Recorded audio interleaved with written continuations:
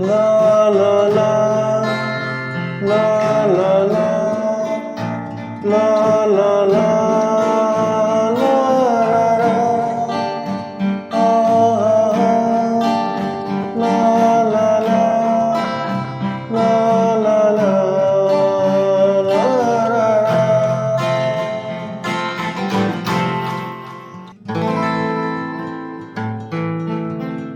हमें और जीने की चाहत ना होती अगर तुम ना होते, अगर तुम ना होते। कहीं दूर जब दिन ढल जाए, सांझ सी दुल्हन बदन चुराए चुपके से आए।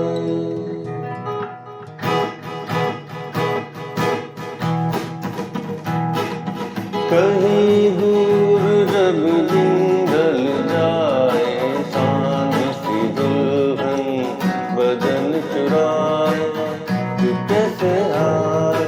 जी नाज़रीन, आखिरकार हम उस मुकाम पर पहुंच ही चुके हैं जहां 30 साल से गिटार प्ले करने वाला शख्स बहुत फेडअप है। आइए इनसे जानते हैं कि इनकी फेडअप होने की वजह क्या है और व्यूवर्स क्यों बताते हैं कि ये क्यों फेडअप है।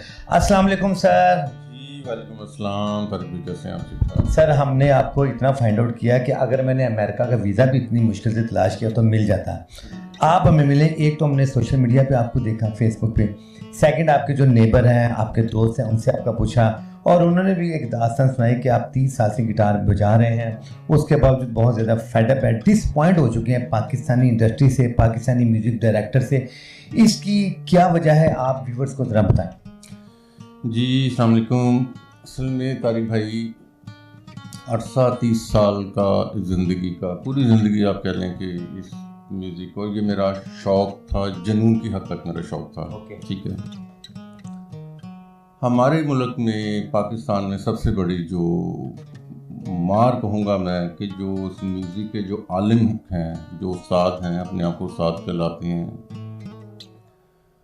वो अताई घराने के जो लड़के होते हैं मुझ जैसे, जिनके पीछे फैमिली में कोई गाने वाला बजाने वाला नहीं होता, उसको जैसे मुझे अकेला फैमिली में मुझे गिटार का शौक़ पैदा हुआ। मैंने गिटार खरीदी, सीखने के लिए दर बदर ठोकरें खाई। तो आज आके फिर एक 30 साल पहले एक उस्ताद से मुलाकात हुई। दोस्तों का बैंड था, दोस्त मिले, बैंड बना। तो मैंने कहा जी मैंने गिटार सीखना है, मैं गिटार बजाऊंगा और एज ए प्रोफेशनल बजाऊंगा। जुनून की हद तक मुझे शौक़ था, पैसे का लालच नहीं था मुझे, पैसे के लिए मैंने गिटार नहीं सीखना चाहा। शौक़ था मेरा कि मैं अच्छा गिटार प्ले करूं, लोग सुने और सुन के सिर्फ ये कहते हैं कि यार बहुत अच्छी, बड़ा मज़ा आया आपका सुन के। यानी आपका गोल ये था कि पाकिस्तान का नाम रोशन करें। तो पाकिस्तानी जो उस्ताद हैं वो नहीं सिखाते किसी को सिवाय अपनी फैमिली के। ठीक है, ये इस मुल्क में मारा, जिस वजह से मैं खुद अपनी बात नहीं, मेरे एक दोस्त हैं वो आजकल अमेरिका में हैं, उनको भी अरसा 30 साल मेरे साथ ही, एक ही हम उस्ताद के शागिर्द हैं। तो हमारी बदकिस्मती मैं कहूँगा कि ये है दोनों की कि हम किसी ऐसे उस्ताद के हाथे चढ़ गए कि जिसने सिर्फ हमारा 30 साल वक़्त ज़ाया किया। हमें जिन्होंने आपका वक्त ज़ाया किया, वो उस्ताद का नाम बताना पसंद करेंगे? जी मैं बिल्कुल बताऊंगा। उनका नाम है जी इकबाल हुसैन। वो इब्रारुल हक के बैंड में गिटारिस्ट हैं, बहुत अच्छे गिटारिस्ट हैं अपनी हद तक। ठीक है, सिखाने की हद तक नहीं, या अपनी फैमिली की हद तक बहुत अच्छे हैं। उनके बेटे हैं, वो भी बड़ा अच्छा काम कर रहे हैं क्योंकि वो उनके बच्चे हैं।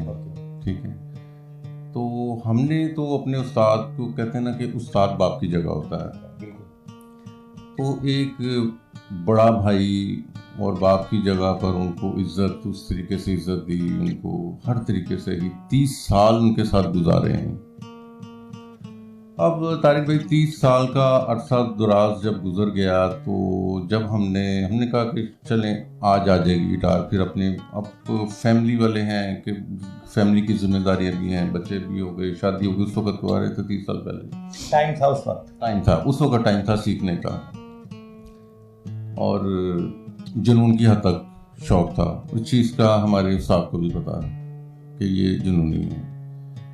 अब वो 30 साल के बाद मैंने तो जब उनके बच्चों को देखा कि 6 महीने के बाद वो बच्चा उनका, जो मैं ये कहूँगा कि मेरे हाथों में वो बच्चा पैदा हुआ, ठीक है, उसकी पैदाइश भी नहीं हुई थी जब मैं 1995 में मैं उनका शागिर्द हुआ था, 95 में इकबाल हुसैन साहब का, ठीक है, 95 में, और 95 से आज 2025 हो गया, 30 साल हो गए हैं इस पर, ठीक है। उनका बेटा मेरे हाथों में पैदा हुआ।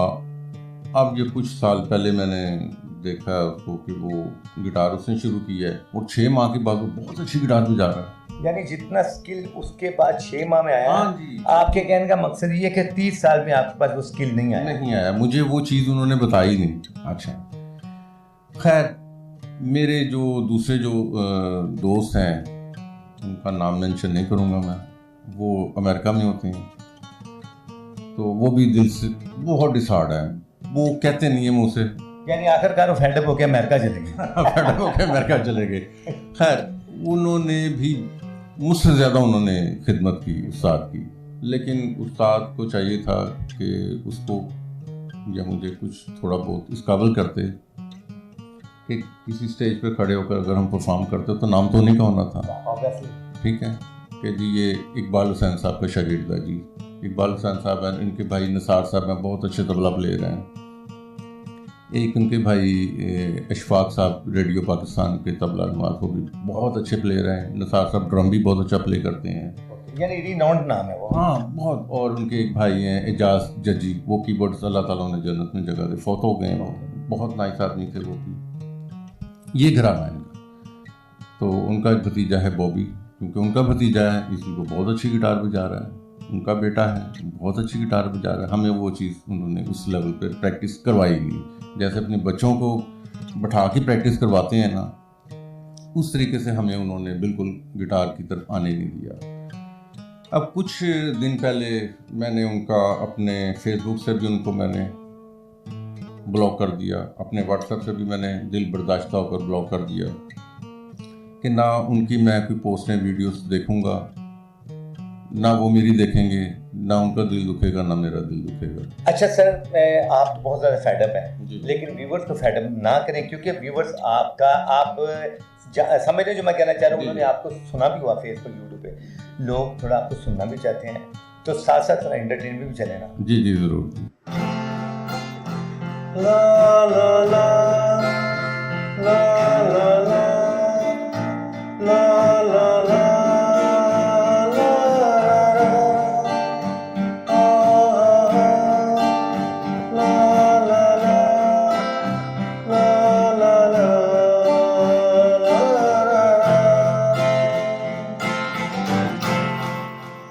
जब कोई बात बिगड़ जाए, जब कोई मुश्किल पड़ जाए, तुम देना साथ मेरा ओ हमनवा, तुम देना साथ मेरा ओ हमनवा।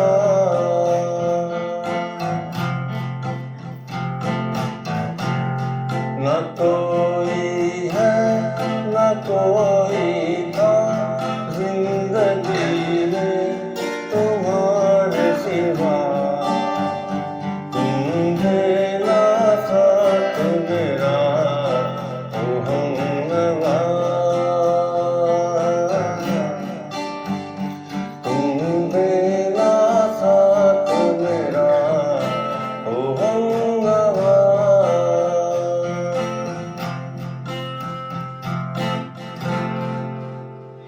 अच्छा सर, तुम देना साथ मेरा ओ हमनवा, तो मैं तो चाहता हूँ कि मेरा भी कुछ साथ दे, जिस तरह आपने गाने में कहा, बहुत अच्छा गाना गाया है।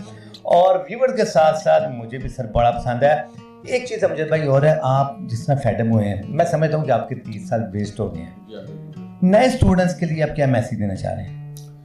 सर बिल्कुल मेरे 30 साल वेस्ट हुए हैं, और नए स्टूडेंट्स, न्यू कमर, न्यू जनरेशन जो म्यूज़िक सीखना चाहते हैं, कोई इंस्ट्रूमेंट सीखना चाहते हैं, guitar, keyboard, violin, drum, everything, कोई भी आप इंस्ट्रूमेंट सीखना चाहते हैं, तो मैं न्यू कमर जो सीखने वाले हैं उनसे हम्बल रिक्वेस्ट करूंगा कि किसी भी पाकिस्तानी टीचर के पैरों में, कदमों में ना गिरें। यूट्यूब पर लेसन भरे पड़े हैं, फ्री ऑफ कॉस्ट हैं, और आपको ऐसे लेसन मिलेंगे वहाँ से कि जहाँ से आप आगे बढ़ सकते हैं शॉर्ट टाइम में। तो यूट्यूब का अर्थ था कि अब 30 साल पहले यूट्यूब नहीं थी, उस वक्त तो नहीं था सीन सारा। तो मैं यही कहूँगा कि आप यूट्यूब से हर इंस्ट्रूमेंट बजाना आप सीख सकते हैं। गाना सीखना चाहते हैं, गाना भी आपको यूट्यूब से ही आपको लेसन मिलेंगे, रियाजत के लेसन मिलेंगे। राग सीखना चाहते हैं, कोई भी कुछ भी आप म्यूज़िक से रिलेटेड आप सीखना चाहते हैं, हर चीज़ आपको यूट्यूब पर अवेलेबल है। किसी पाकिस्तानी उस्ताद खान साहब जो म्यूज़िक के जो आलम हैं, इनके पास मत जाएं। अपनी ज़िंदगी, अपने वक़्त, अपने पैसा, इन सब को बचाएं और अपनी ज़िंदगी को एंजॉय करें। अच्छा सर, ज़िंदगी तो एंजॉय करेंगे, लेकिन मैं चाहता हूँ कि आपने पहले बड़ा अच्छा सॉन्ग सुनाया, अब आप ज़िंदगी को एंजॉय दूसरे सॉन्ग के साथ करें। जी ज़रूर सर। हमें और जीने की चाहत ना होती अगर तुम ना होते, अगर तुम ना होते। हमें और जीने की चाहत ना होती अगर तुम ना होते, अगर तुम ना होते। हमें जो तुम्हारा सहारा ना मिलता, भंवर में ही रहते किनारा ना मिलता। दिखाई ना देती अंधेरों में ज्योति अगर तुम ना होते, अगर तुम ना होते। सहारा न मिलता। अमजद भाई, बिलीव करें कि दिल खुश हो गया मेरा भी और देखने वालों का भी। अच्छा, आप तो फेडअप हैं, जो दोस्त पाकिस्तान छोड़ के इस गिटार की वजह से अमेरिका चले गए हैं, उसके बारे में क्या कहना चाहते हैं? उसके लिए तारिक भाई मैं यही कहूँगा कि मतलब उनसे ही मेरी बात हुई, तो कहते यार मैं नहीं चाहता कि आप उस्ताद के साथ रब्ता ख़त्म करें। हमारा 30 साल का उनके साथ वक्त गुजारा है, बेशक हमारे साथ ज़्यादती हुई है, जो भी है, तो यार आप ना उनसे रब्ता ना ख़त्म करें। तो मैं उनसे बात करता हूँ। उन्होंने टीचर से बात की, हमारे जो उस्ताद हैं इकबाल साहब। ओके।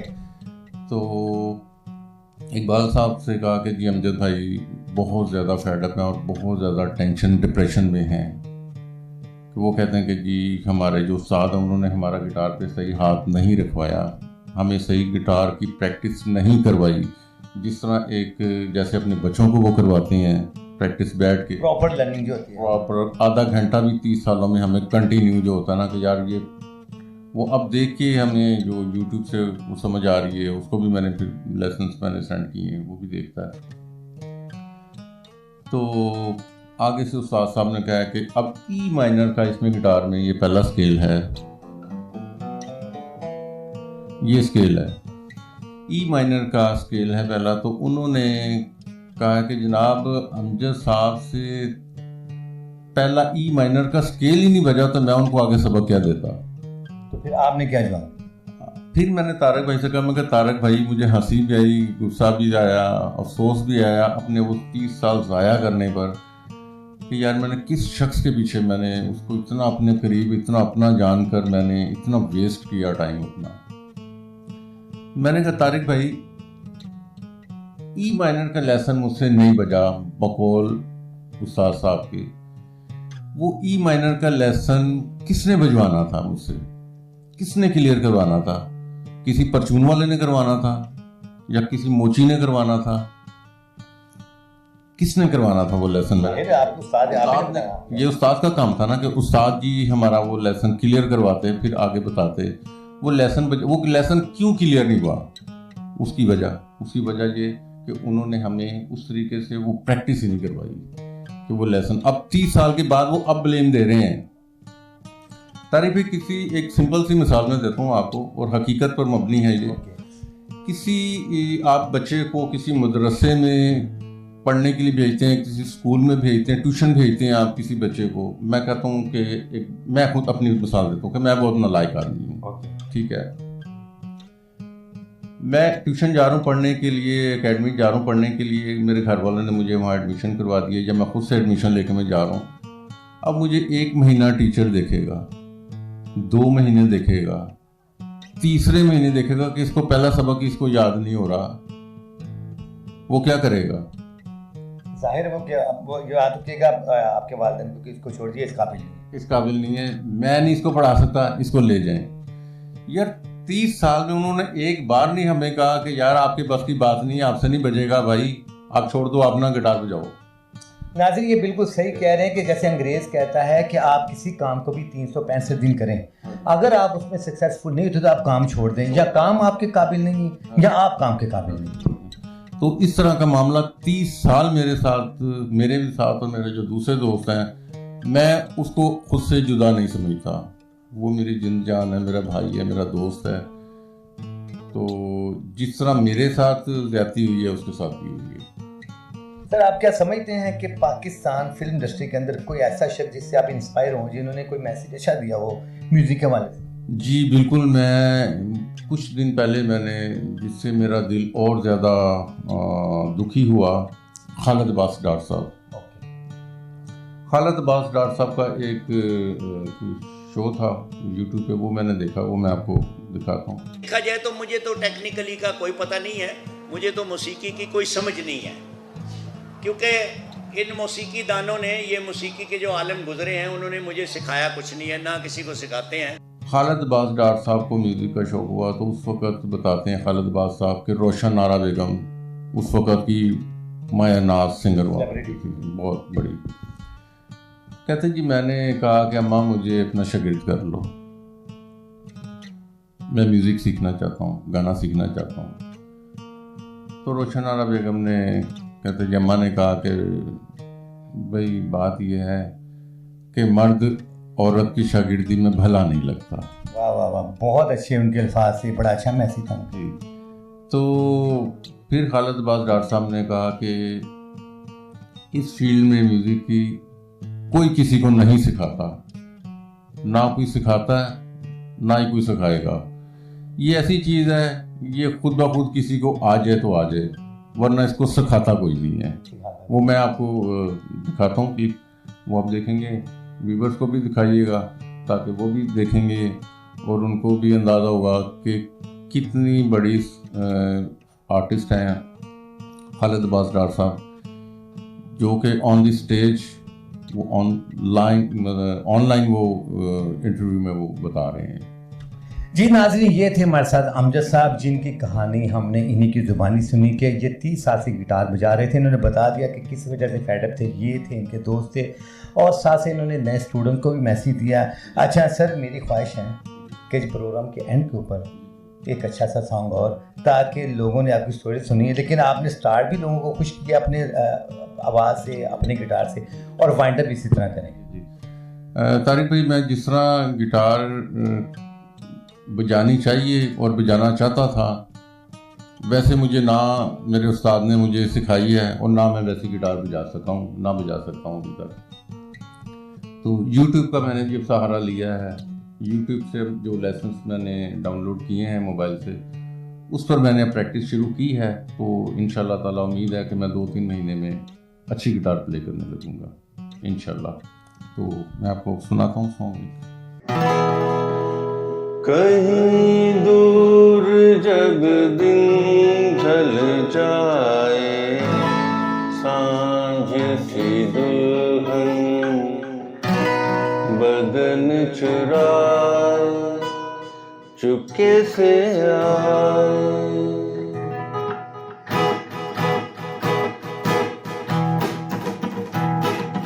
कहीं दूर जब दिन ढल जाए, सांझ सी दुल्हन बदन चुराए, चुपके से आए। मेरे ख्यालों के आंगन में कोई सपनों के दीप जलाए, दीप जलाए। कहीं दूर ढल जाए, सांझ सी दुल्हन बदन चुराए, चुपके से आए। मेरे ख्यालों के आंगन में कोई सपनों के दीप जलाए, दीप जलाए। कहीं दूर जब दिन ढल जाए, चांद सी दुल्हन बदन चुराए, चुपके से आए।